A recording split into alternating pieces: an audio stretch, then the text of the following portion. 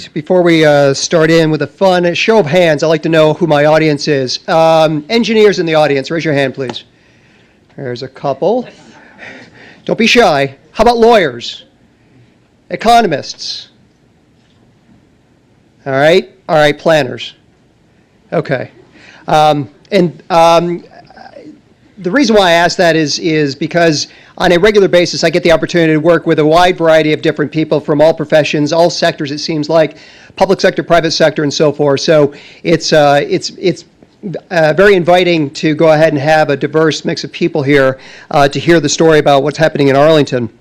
So without further ado, back in 2009, the staff at Arlington County started talking about the idea of a climate action plan, sustainability plan. How should we go about dealing with the future of Arlington, looking out many, many years, out to the year 2050?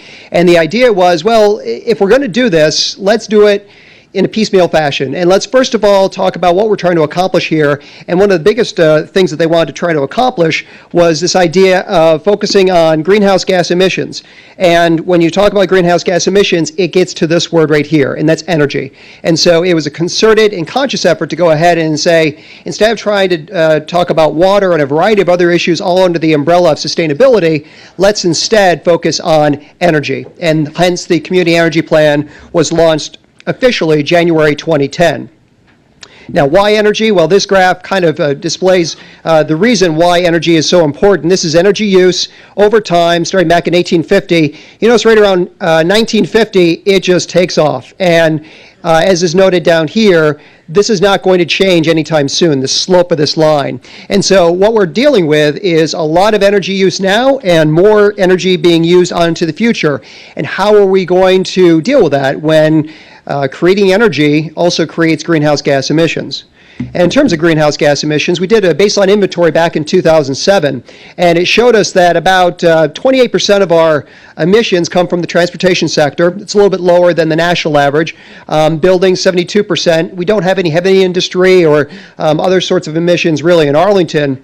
And the bottom line number that we had in 2007 was greenhouse gas emissions equivalent of 13.4 metric tons per person per year was our greenhouse gas emissions number.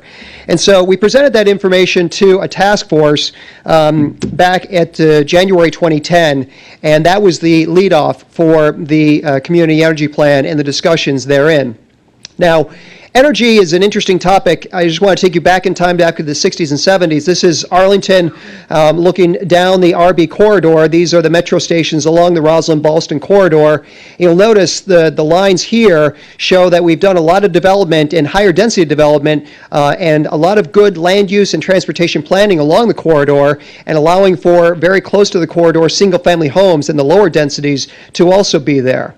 Now, our comprehensive plan has the general land use plan, master transportation plan, utilities plan, a lot of other plans that you see in standard comprehensive plans in any jurisdictions. But we didn't have an energy element to the comprehensive plan. With that, we said we need one, and we need one sooner rather than later. And so with the Community Energy Plan, we decided that it was going to be looking at energy through three different lenses and allowing us to make decisions by looking at these three lenses simultaneously. One was economic competitiveness, the second one was energy supply security, and the third one was environmental commitment on into the future, looking out to the year 2050. And here were some draft metrics, and since then we have worked with consultants to come up with some more robust metrics, recognizing that when we set our goals, we go ahead and we need to measure how we're doing and make sure that we're on track as we proceed on into the years. Also, something that we want to really highlight is the fact that there is a tiered approach, a prioritization scheme, if you will, on how we deal with energy. And the first thing is energy efficiency, and that's for individual buildings, homes, and the transportation sector as well, making sure that we are as energy efficient as possible. And then from there, then we recognize that in the United States right now, a lot of heat recovery is not happening. Our efficient systems, or our systems right now for energy are relatively inefficient.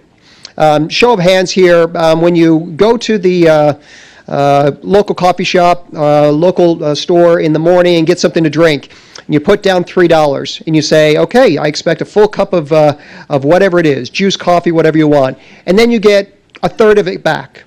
How many of you, a raise of your hand, would be unhappy about that concept of only having a third of a cup after paying all that good money? Nobody? Everybody's happy? Okay, thank you. That was the participatory part of the evening. So I should have given you a warning to that. So essentially with our electricity delivery system, we're at that same point. We're at about 35% efficiency.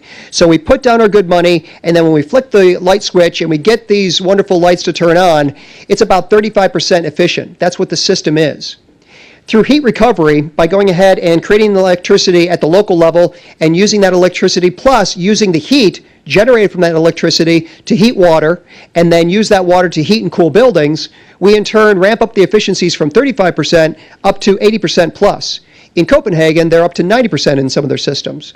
That's intelligent. That's smart thinking. That's a good way to go ahead and use energy. And we in Arlington strive to go ahead and to get there as we move forward. Renewable energy, putting it in where it makes sense and recognizing that renewable energy takes on many different flavors. And we want to do it with the technology that makes the most sense, whether it's photovoltaics or whether it be using some other form of renewable energy. We'll be making those decisions as we look through those three lenses that I mentioned before. And then lastly, energy distribution, doing the energy distribution network in areas where it makes sense, and that's mainly in the areas where there's the highest energy use intensity. So we had a task force that met every other month up until March of 2010, or up until March of 2011, I should say. In March of 2010, that was a bellwether moment where at that point in time, they told our technical work group to create a transformative community energy plan. And in doing that, it said, go ahead and make it so that it's going to reduce your greenhouse gas emissions by at least 50% by the year 2050. We went ahead and did energy use modeling, and we came up with recommendations, or I should say the task force came up with recommendations, and brought forth to the county board the recommendations that it should be 3 metric tons of greenhouse gas emissions by the year 2050 compared to our 13.4 today. If we do good regional energy planning, we could drop that down to 2.2. And then the wedge graph, as I like to call it, shows that it takes on a number of different levels of improvements in buildings, existing and new buildings, district energy, and what we'll call combined heat and power.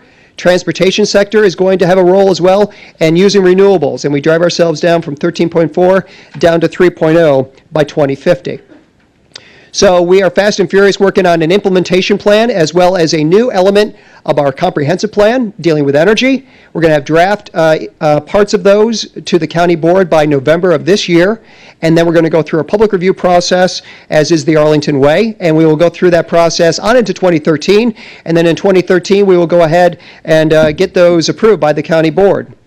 And these are the 5 technical work groups that staff and consultants are currently working on policies that are going to be part of the comprehensive plan, and then action items that are going to be in the implementation plan.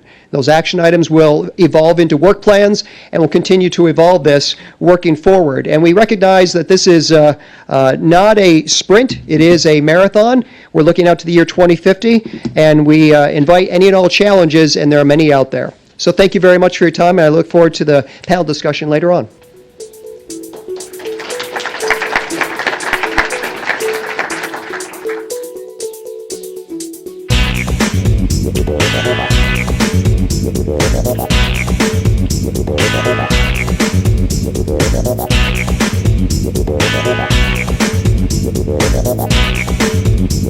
Bye.